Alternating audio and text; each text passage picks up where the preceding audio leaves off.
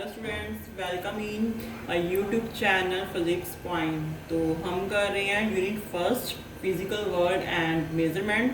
तो आज हमारा जो चैप्टर है वो है length, mass and time measurement. Okay, तो इसमें फर्स्ट टॉपिक है हमारे पास order of magnitude of length. क्या होता है order of magnitude of length? The order of magnitude of a quantity means its value nearest to the actual value of the quantity। Means जो उसकी actual value होगी उसके आसपास की जो हम वैल्यू होगी, नियरेस्ट वैल्यू होगी, उसको हम बोलेंगे उसका ऑर्डर, उस क्वांटिटी का ऑर्डर बोलेंगे। ठीक है, जैसे हमारे पास एग्जांपल है size of the nucleus. Size of the nucleus हमने उसका ऑर्डर ले लिया कितना, 10⁻⁻15 मीटर। ठीक है, size of hydrogen atom, atom का साइज हमने उसका ऑर्डर कितना लिया हो, हमने 10⁻⁻10 मीटर। एक्चुअल में उसका ऐसे भी हो सकता है, size of hydrogen atom 2 × 10⁻10 metre भी हो सकता है। ठीक है, बट हमने एक ऑर्डर ले लिया हुआ है कि जो साइज ऑफ द न्यूक्लियस है उसका ऑर्डर 10⁻15 मीटर, -15 उसका ऑर्डर इतना लेना है हमने। ठीक है, और साइज ऑफ हाइड्रोजन एटम का हमने ऑर्डर लेना है 10⁻10 मीटर लेना है। साइज ऑफ द यूनिवर्स कितना, 10⁻25 मीटर। ठीक है, 10⁻25 इतना उसका हमने ऑर्डर लेना है यूनिवर्स का। ठीक है, means nearest value actual value के नियरेस्ट। ऐसे ही हमारे पास रेडियस ऑफ अर्थ का साइज है वो कितना है, 10⁻7 मीटर। ठीक है, ऐसे ही हमारे पास है distance of earth from the sun. Distance of earth from the sun उसका साइज है 10⁻11 मीटर। ठीक है, ये हमने क्या लिया हुआ, एक ऑर्डर ले लिया हुआ है। ठीक है, नियरेस्ट वैल्यू के हम आसपास की जो वैल्यू होती है उसके पास की वैल्यू को, एक्चुअल वैल्यू के जो पास वाली वैल्यू होगी तो जो हम उसको कंसीडर करेंगे क्या, order of magnitude of any length. Okay, तो नेक्स्ट हमारे पास है मेजर ऑफ लेंथ। ठीक है, नेक्स्ट टॉपिक हमारे पास मेजरमेंट ऑफ लेंथ। जो हमारे पास मेजरमेंट ऑफ लेंथ है वो क्या है, the order of distance varies from 10⁻⁻15 metre to 10⁻25 metre. Means क्या है, इसका जो डिस्टेंस का ऑर्डर है वो कहाँ से लेके कहाँ तक वेरी करता है, 10⁻⁻15 मीटर से लेके 10⁻25 मीटर। अभी मैंने पहले बताया था ना 10⁻⁻15 मीटर किसकी डिस्टेंस होती है, किसकी होती है, साइज ऑफ न्यूक्लियस होता है। ठीक है, और 10⁻25 मीटर के बाद साइज ऑफ द यूनिवर्स। यहाँ से लेके यहाँ तक की जो डिस्टेंस होती है हम लोग वो मेजर कर सकते हैं। The distance ranging from 10⁻⁻5 metre to 10⁻2 metre can be measure by direct method. और इसमें से हम जो डायरेक्ट मेजर कर सकते हैं अब उसकी रेंज क्या है, 10⁻5 metre to 10⁻2 metre, means 100 metre तक हम लोग डायरेक्ट मेजर कर सकते हैं। उससे कम और उससे ज़्यादा मेजर करना हो तो वो इनडायरेक्ट मेथड में आ जाएगा।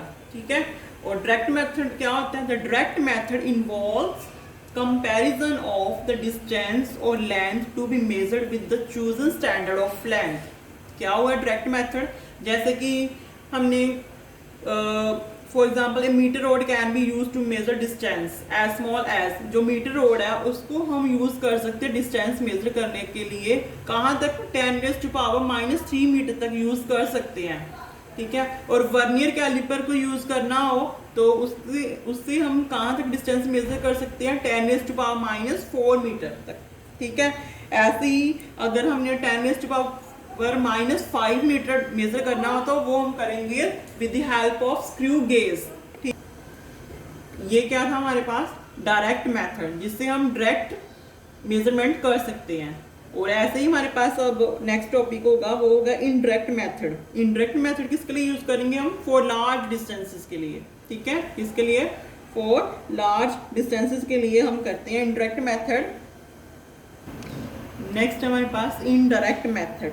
ठीक है, इनडायरेक्ट मेथड क्या होता है, जिससे हम डायरेक्ट जिसमें यूज ना हो, जैसे कि हमने लार्ज डिस्टेंसेस फाइंड आउट करनी हो। ठीक है, अप टू 100 मीटर से भी अबव, जैसे कि एस्ट्रोनॉमिकल ऑब्जेक्ट की डिस्टेंस हमने फाइंड आउट करनी हो तो उसको ऐसी डिस्टेंसेस मेज़र करने के लिए हम जो मेथड यूज़ करेंगे वो क्या होंगे हमारे पास इनडायरेक्ट मेथड।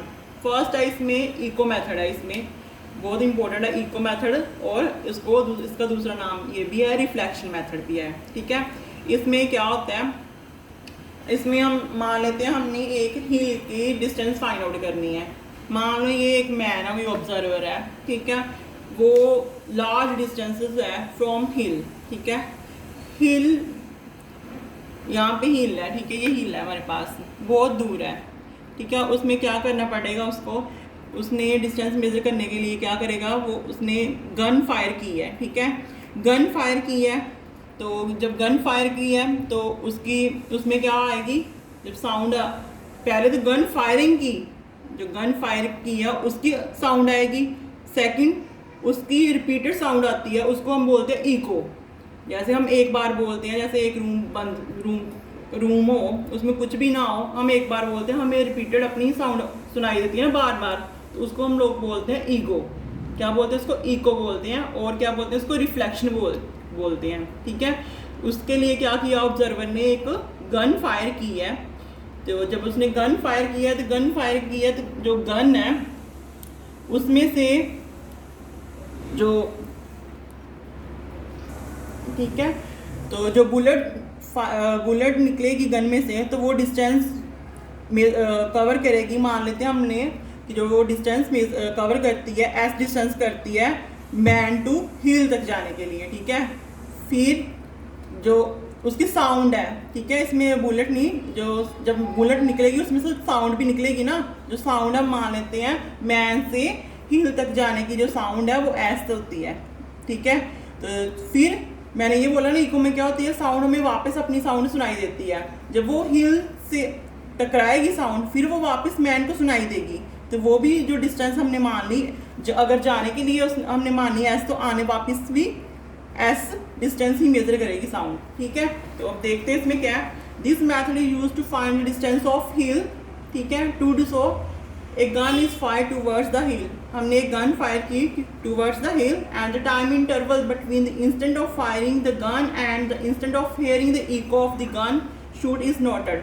मीन्स जिस इंस्टेंट में हमने गन को फायर किया और उसमें हेयरिंग हुई, और फिर इको में हेयरिंग, जब हमने इको दोबारा सुनी गन शूट होने की, दोबारा हमने इको जो सुनी, उन दोनों की डिस्टेंस को हमने नोट कर लेना है। ठीक है, उसमें जो टाइम है वो हमने नोट कर लेना है, कितना टाइम आने को लगा और कितना टाइम जाने को, वो दो इंस्टेंट्स का हमने टाइम नोट करना है। ठीक है, in this time interval sound has travelled from the observer to the hill and back to observer.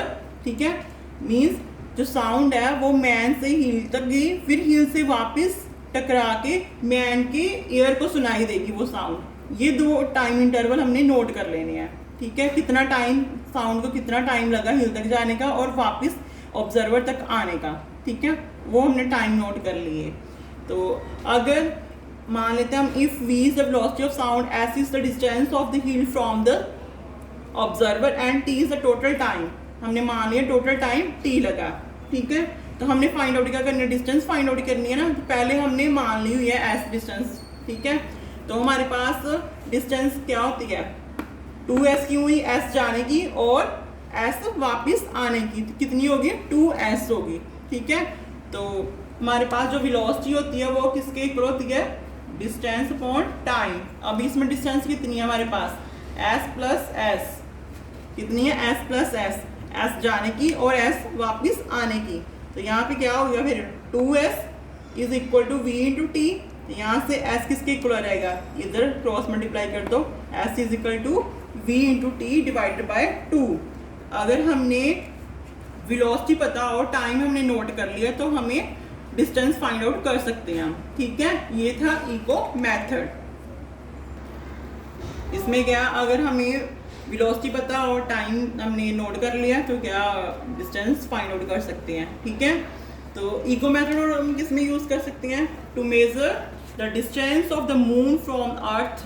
ठीक है, अर्थ से मून की डिस्टेंस फाइंड आउट करनी हो तो भी हम इको मेथड यूज कर सकते हैं बाय यूजिंग लेजर बीम। ठीक है, उसमें क्या होगा, अर्थ से हमने लेजर बीम सेंड की है, ठीक है, तो अगर हम if t is the time taken by laser beam in going to and returning from the moon, ठीक है, the distance of the moon from the earth is this, ठीक है। अगर हम मान लेते हैं टी हमने टाइम नोट कर लिया है लेज़र बीम को जाने और वापस वहाँ से आने तक हमने टाइम नोट कर लिया है।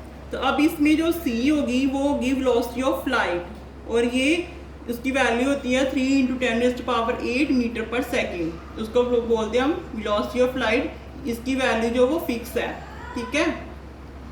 इसमें सी हमें पता है कितना होता है, ठीक है, वो फिक्स हो। इसकी वैल्यू टाइम हमने नोट कर लिया है लेज़र बीम का अर्थ से मून तक जाने और वापस आने का। तो डिस्टेंस हम फाइंड आउट कर सकते हैं, ठीक है। मान लेते हैं हम यहाँ पे ये अर्थ है और ये क्या मून है, यहाँ से हमने लेज़र बीम सेंड की है, ठीक है।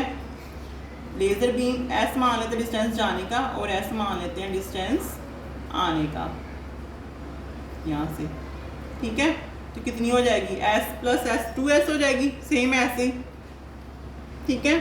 तो फिर बस इसमें क्या करना है, v की जगह पे c रिप्लेस कर देना है, सेम ऐसे ही होगा ये भी, ठीक है, फार्मूला। तो ये था हमारे पास indirect method, echo method. Okay, तो ओके स्टूडेंट्स, नेक्स्ट मेथड करेंगे हम नेक्स्ट वीडियो में। Thanks for watching.